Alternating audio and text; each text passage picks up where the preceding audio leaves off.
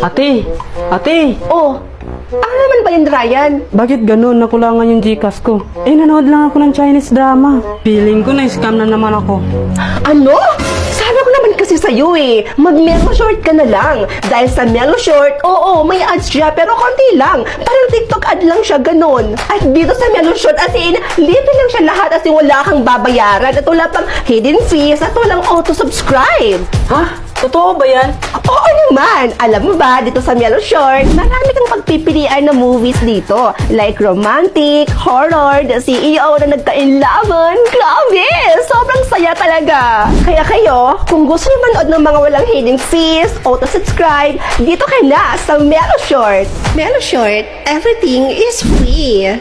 I'll touch that fire for you. I'll do that 3-4 times again. I testify for you. I know they like you, that nigga. I do it. All of them around just get the two. I'm not. Long as you checking out here for me, I got it. I've been scheming, looting, hide your body. As long as you dreaming about me, ain't no problem. I don't got nobody just with you right now. Tell the truth, I look better under you. I can't lose. When I'm with you, how can I snooze and miss the moment? You're just too important. Nobody do body like you do. I can't lose.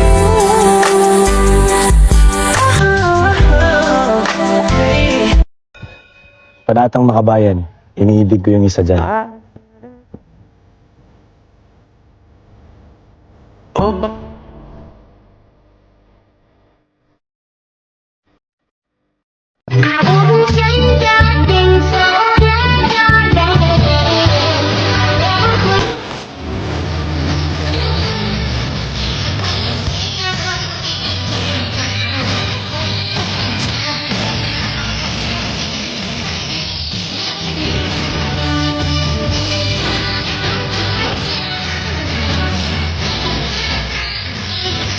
May chika ako sa inyo. Ay, nako. Alam ko naman talaga na yan talaga ang gusto nyong marinig mula sa akin. Kasi mga chismosa din kayo tulad ko. No, sabihin yung hindi. So anyways, ewan ko nung bang month yun, may nakita ako dito sa TikTok na trending na product talaga. At ito yun. Alam kong alam niyo na to kasi naging trending din naman ito dati dito sa TikTok eh. And until now, trending pa rin itong product na to until now. Sobrang dami mga positive reviews ng product na to. Kaya, ayun, napabili na rin ako. Alam nyo kasi mga mima ko, this past few months, talagang nabisi talaga ang mima nyo. Ang daming trabaho talaga, ang daming nakasked.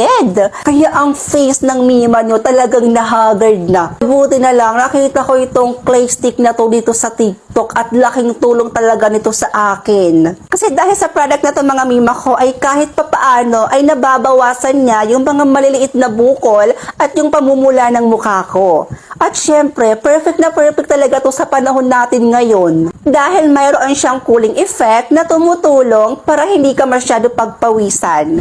O pasabog! Sino ka dyan, Mi? Shrek, ikaw ba yan? Actually, 2 times a week ko siya ginagamit, 2 beses sa isang linggo.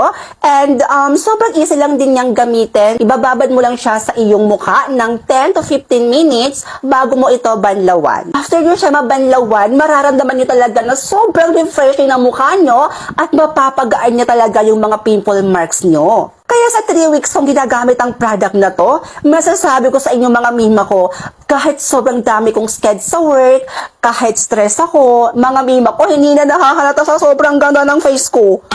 Hi, Eme! And here's my face after ko ibabad ng 15 minutes. Oh my gosh, mga mima ko, tingnan nyo yan. Mapapabugs talaga yung face sa wall nyo dito sa product na to. Worth it talaga ang product na to para sa aking mga mima ko, promise. Kaya thank you talaga. Thank you talaga sa product na to. Kasi dahil dito, mas naging kampante akong humarap sa ibang tao. Kahit pagod ako, kahit stress ako.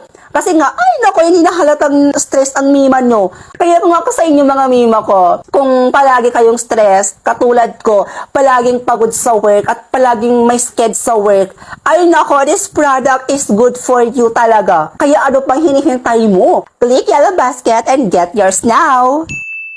Sisi! Yes? Anong klaseng pagmumukha yan? Papalitan mo na ba si Shrek?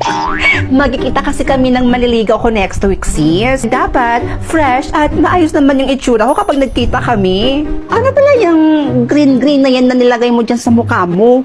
Eto lang naman ang Glad to Blow Mugwort Clay Stick. Nakakatulong ito sa acne prone at oily skin na katulad ko. Nakakatanggal din siya ng acne and redness. Paano ba yan gamitin? 2 to 3 times ko lang ito ginagamit at pwede itong i-apply ng morning or night. Travel friendly size lang siya at ang cute ng lagayan. Ang Mugwort Clay Stick ay madaling gamitin sa matigas na bahagi tulad na lang ng gilid ng ilong. And of course, FDA approved. Bibili rin ako dyan, sis. Lakas makabudol eh. Always fresh like body ng babali ng leeg Sasaga sa mga gas talaga paasa sa head Magpasensyahan mo baby di maawat ang bibig Sasabay sa balagbagan dito puro pa-eleg Habang bit band Are you in position? Yes, boss. Yung babaeng nakapula. Siya ang nag-iisa kong anak. Protektahan mo siya sa lahat ng panahon. Understood? Hello? Hello? Nandiyan ka pa ba? Hello? Hello? Only call me baby. And maybe I finally get my answer.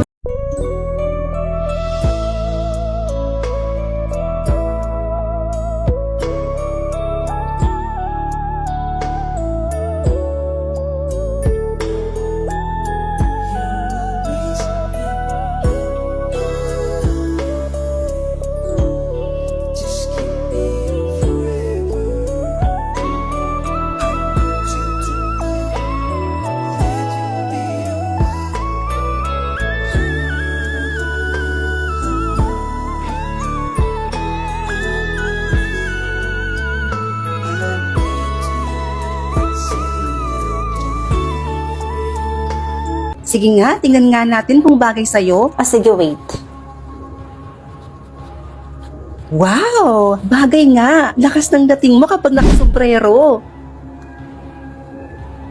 Bigkaon, bahog bilat. Nilalandi mo pala yung boyfriend ko? Hoy, hindi ah. Saan mo naman nalaman yan? Umalis ka nga sa harapan ko. Bigkaon. Wow! Choose one. 20 million? Or sombrero? Siyempre, 20 million. Aanuhin ko naman tong sombrero. Ha? Bakit naging sombrero to? Ang daya naman. Kakawid ko dito. Kakainis. Rods? Bago ba yung sombrero mo? Ito? Oo. Kakabili ko lang kanina. Ay, we?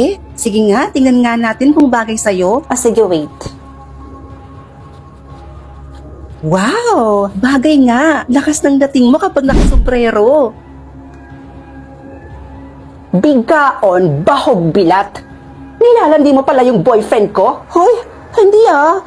Saan mo naman nalaman yan? Umalis ka nga sa harapan ko. Bigkaon. Uy, Rods, teka. Magpapaliwanag muna ako. Ayaw mong umalis? Hindi ako naaalis. Nahiya pa ako sa'yo.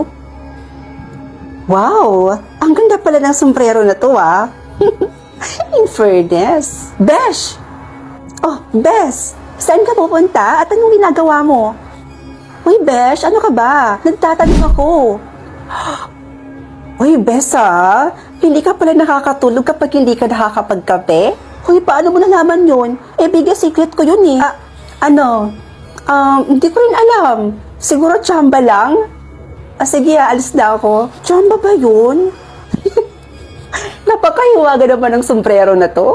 Lahat ng sikreto, nalalaman ko. Ay, Rods! Oh, Aling Marites. Rods, nalaman mo na ba kung anong nangyari sa kapatid mo? Bakit po? Anong nangyari sa kapatid ko? Kasi yung kapatid mong yun, 1 oras nang nawawala. Nawawala? Oo. Bakit? Dinukot daw ng taong hindi kilala? Diyos ko, hindi pwede to. Kailangan kong iligtas ang kapatid ko. Gamitin ko kaya tong sombrero. Baka malaman ko kung nasaan yung kapatid ko. Kapag hindi pa dumating ang ate mo, papatayin na kita. Hindi ako papayag. Ililigtas kita, kapatid ko. O Rod, saan ka pupunta? Ililigtas ko yung kapatid ko. Manahimik ka. Pakawalan mo yung kapatid ko. Ate? Ate! Ha, mabuti naman at dumating ka na. Tita Mirna? Ikaw? Ikaw ang kumidnap sa kapatid ko? Ako nga. Bakit mo ginagawa to? Pakawalan mo yung kapatid ko. Papakawalan ko lang yung kapatid mo sa isang kondisyon. Ibigay mo sa akin yung mahiwagang sombrerong suot-suot mo ngayon.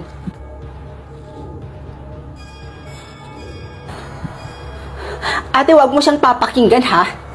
Kahit anong sabihin niya, wag na wag mo siyang susundin. Ang tigas mo rin no, ha? Tama na! Ha? Sama-sama mo talaga. Huwag na huwag mong sasaktan yung kapatid ko. Hanggat hindi mo binibigay sa akin ang mahiwagang sombrero, gagawin ko kung anong gusto kong gawin sa kapatid mo. Kaya ngayon mamili ka. Papakawalan ko yung kapatid mo tapos ibibigay mo sa akin ang mahiwagang sombrero.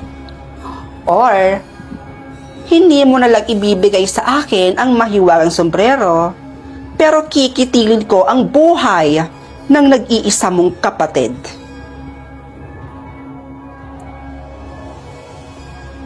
Ate, wag! Bibilang ako ng 3. Kapag hindi mo pa binigay sa akin ang mahiwagang sombrero, pasensyahan na lang tayo at papatayin ko na ang nag-iisang kapatid mo mismo sa harapan mo.